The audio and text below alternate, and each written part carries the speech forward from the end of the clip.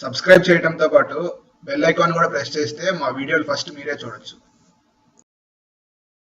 పల్లీలు పచ్చి కొబ్బరితో చట్నీ ఎలా చేయాలో షేర్ చేస్తాను. కొబ్బరి చట్నీ తయారు చేయడానికి కావాల్సిన పదార్థాలు: కొబ్బరి, వెల్లుల్లిపాయ రెబ్బలు, పచ్చిమిరపకాయలు, ఉప్పు, కొద్దిగా చింతపండు, ఒక అరకప్పు వేరుశనగపప్పు, తాలింపు దినుసులు, కరివేపాకు. పాన్ వేడెక్కిన తర్వాత 1 టేబుల్ స్పూన్ ఆయిల్ వేసుకోవాలి. అదే నూనెలో ఒక 5 to 6 పచ్చిమిర్చి యాడ్ చేసుకోవాలి. 1 కప్పు వేరుశనగ గుళ్ళు కూడా యాడ్ చేసుకోవాలి. పచ్చి కొబ్బరి ఒక 1/2 కప్ యాడ్ చేసుకోవాలి. ఇది ఒక 4 to 5 మినిట్స్ లో ఫ్లేమ్లో వేరుశనగ గుళ్ళు మాడకుండా వేయించుకోవాలి.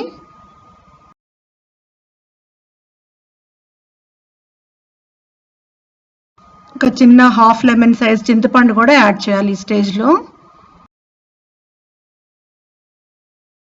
కొబ్బరి వేరుశనగ గుళ్ళు చల్లారిన తర్వాత మిక్సీ జార్లో వేసుకొని మెత్తగా పేస్ట్ చేసుకోవాలి.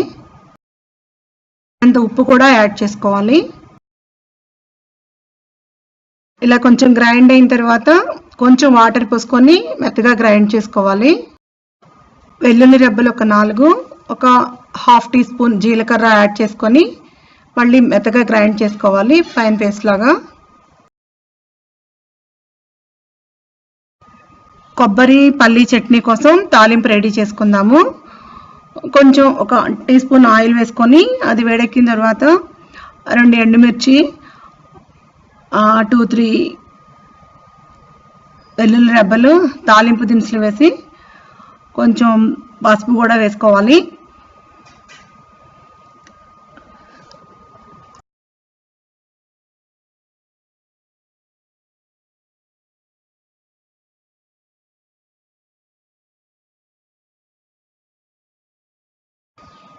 ఈ తాలింపులోనే కొంచెం కరివేపాకు కూడా వేసుకొని కొంచెం వేగిన తర్వాత స్టవ్ ఆపేసుకుందాము.